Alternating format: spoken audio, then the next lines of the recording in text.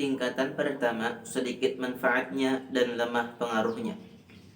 Maksudnya, zikir dengan lisan disertai kelalaian hati. Tidaklah diragukan bahwa zikir dengan lisan serta kelalaian hati lebih sedikit faedah dan manfaatnya. Akan tetapi, zikir semacam itu lebih baik daripada tidak berzikir sama sekali. Dikatakan kepada seorang arif, sesungguhnya kami mengingat Allah namun kami tidak merasakan kehadiran. Orang arif itu menjawab, pujilah Allah yang menghiasi anggota tubuhmu dengan menyebutnya, yakni dengan lisan. Maka siapa yang mulai berzikir dengan lisannya haruslah memaksakan penghadiran hatinya dengan lisan hingga ia berzikir dengan keduanya bersama-sama secara paksa pada awal usahanya. Kemudian ia terus melakukan itu hingga merasakan nikmatnya zikir dan diterangi oleh cahayanya. Ketika itu ia pun hadir tanpa memaksakan diri maupun beban.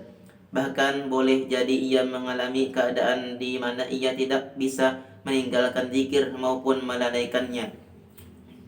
Kemudian ketahuilah bahwa zikir mempunyai adab-adab dan kerendahan hati bersama lisan. Ketika berzikir adalah yang terpenting dan paling dianjurkan, maka kalian harus mengusahakannya, karena orang yang berzikir hampir-hampir tidak memperoleh faedah zikir dan buahnya yang dituju kecuali dengan kehadiran hati.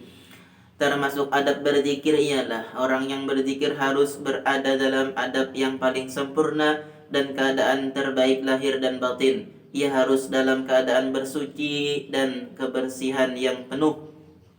Di waktu berzikir ia harus dalam keadaan tunduk kepada Allah Ta'ala, mengagungkan kebesarannya, menghadap kiblat, menundukkan kepala, tenang anggota tubuhnya seakan-akan ia di dalam salat. Yang dituntut dari hamba adalah berzikir kepada Allah dalam semua keadaannya dan seluruh waktunya. Jika ia mampu memperhatikan adab-adab yang telah kami sebutkan ini, seperti bersuci, menghadap kiblat dan lainnya dalam semua keadaannya, maka hendaklah ia lalu lakukan itu. Jika tidak mampu melakukan hal itu, yaitu sebagian besar orang, maka hendaklah ia mengadakan waktu tertentu di mana ia duduk berzikir dengan menjalankan adab-adab yang kami sebutkan ini maupun yang semacam itu yang tidak kami sebutkan. Kemudian dalam waktu-waktunya yang lain ia mengingat Allah sambil berdiri, duduk dan berbaring tanpa batas. Allah Ta'ala berfirman, فَإِذَا قَضَيْتُمُ الصَّلَاةَ فَاذْكُرُوا اللَّهَ قِيَامًا وَقُعُودًا وَعَلَى جُنُوبِكُمْ فَإِذَا طَمَأْنَنْتُمْ فَأَقِيمُوا الصَّلَاةَ إِنَّ الصَّلَاةَ كَانَتْ عَلَى الْمُؤْمِنِينَ كِتَابًا مَوْقُوتًا. Artinya, ingatlah akan Allah di waktu berdiri, di waktu duduk, dan di waktu berbaring. Hindarilah kelalaian dari berzikir dalam suatu waktu, karena kelalaian dari Allah menimbulkan banyak bahaya. Nabi SAW bersabda, barang siapa duduk di suatu tempat di mana ia tidak mengingat Allah, maka ia mengalami penyesalan terhadap Allah.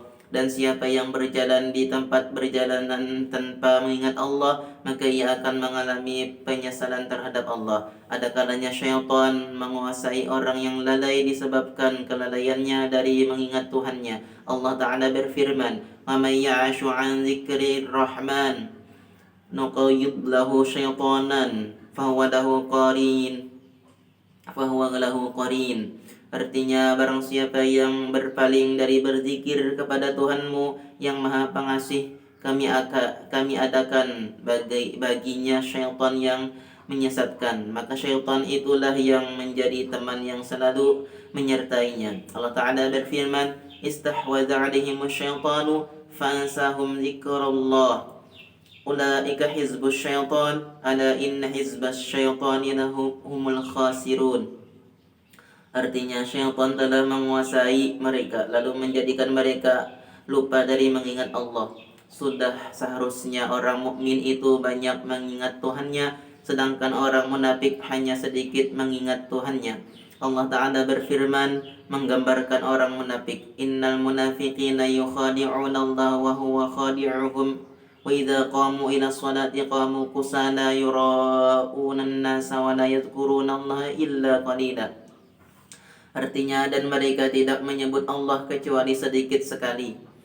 Banyak berzikir dan tekun melakukannya akan mampu mengusir syaitan dan memutuskan godaannya. Sebagaimana diriwayatkan bahwa syaitan hinggap di hati manusia. Apabila ia menyebut nama Allah, syaitan mundur. Apabila ia lalai, syaitan menggodanya. Adalah sebab itu hendaknya manusia selalu mengingat Allah dalam semua waktu dan keadaannya. Seorang laki-laki berkata kepada Rasulullah sallallahu alaihi wasallam, "Ya Rasulullah, qad kasurat alayya syara'i'ul Islam, famurni bi syai'in atashabbathu bih." Faqala lahu, "La yazalu lisanuka rataban min dzikrillah." Artinya, syariat Islam telah banyak aku ketahui, maka suruhlah aku melakukan sesuatu untuk aku pegangi. Kemudian beliau berkata, hendaklah lisanmu selalu basah karena menyebut nama Allah. Para ulama menganggap sebagai keutamaan zikir di atas amal-amal baik yang lainnya yaitu bahwa zikir bisa dilakukan dalam semua waktu dan keadaan karena tidak ditetapkan dalam waktu tertentu, melainkan disuruh melakukannya setiap saat. Zikir bisa dilakukan orang-orang yang berhadas, orang yang junub, orang yang sibuk, dan orang-orang yang menganggur. Namun tidak demikian halnya dengan ibadah lainnya seperti salat, puasa, dan membaca Al-Quran, karena ada syarat-syarat yang mengikutnya.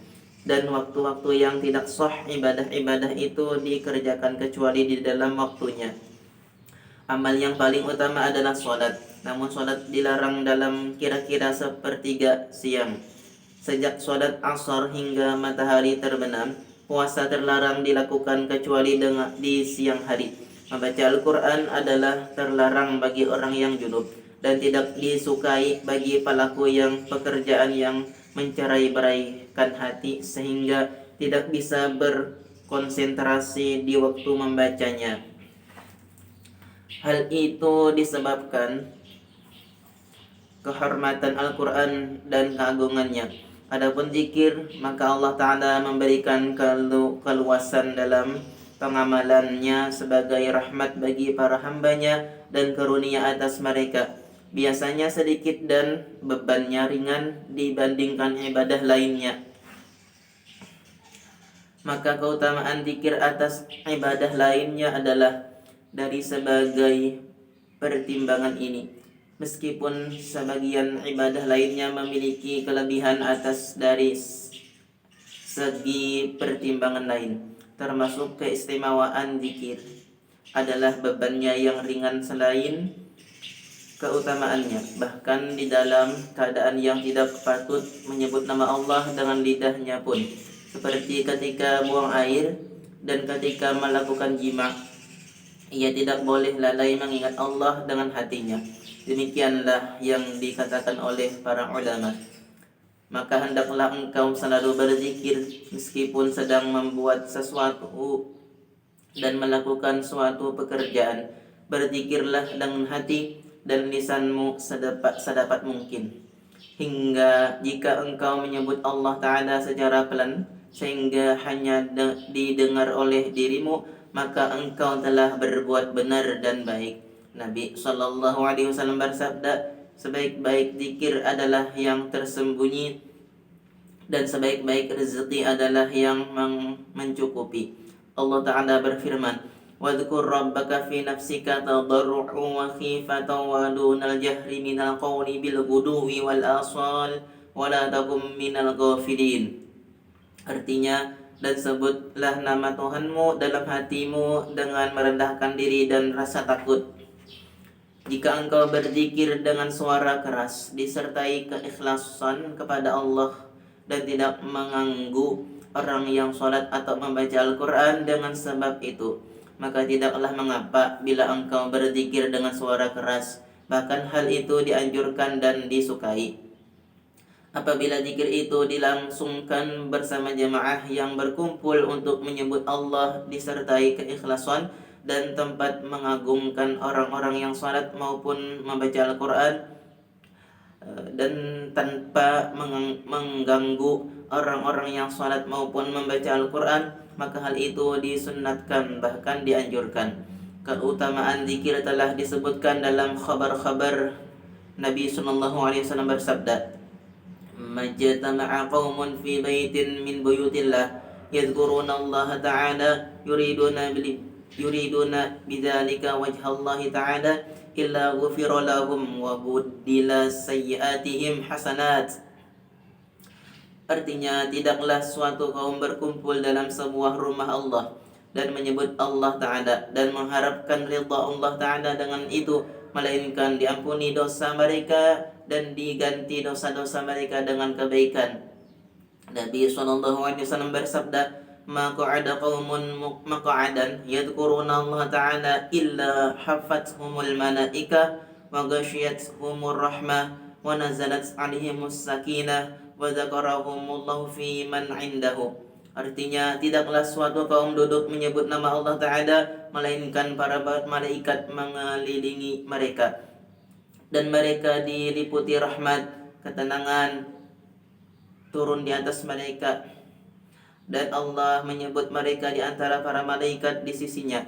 Dan Nabi SAW bersabda, "Idza marartum bi riyadil jannah farta'u." Qala, "Wa ma riyadul jannah ya Rasulullah?" Faqala lahu, "Hilaqu dzikri." Wa fi riwayatin majalisu dzikri. Artinya, apabila kalian melewati taman surga, maka masuklah di dalamnya. Kemudian seorang sahabat bertanya, "Apakah taman surga itu?" Beliau menjawab, "Kelompok-kelompok zikir." Dalam riwayat lain, majelis-majelis zikir. Disebutkan dalam hadis yang panjang, dan awalnya sesungguhnya Allah mempunyai para malaikat yang berkeliling di bumi, yang bertugas mencatat para hamba yang mendatangi majelis zikir. Kemudian Allah berkata kepada para malaikat, "Aku jadikan kalian sebagai saksi bahwa Aku telah mengampuni mereka dan memberi mereka apa yang mereka minta, serta melindungi dari apa yang mereka mohonkan perlindungannya." Kemudian para malaikat berkata mengenai mereka, "Si fulan seorang hamba yang bersalah, ia hanya lewat dan duduk bersama mereka." Maka Allah Ta'ala berkata, "Humul qawmu la yashqa jalisuhum."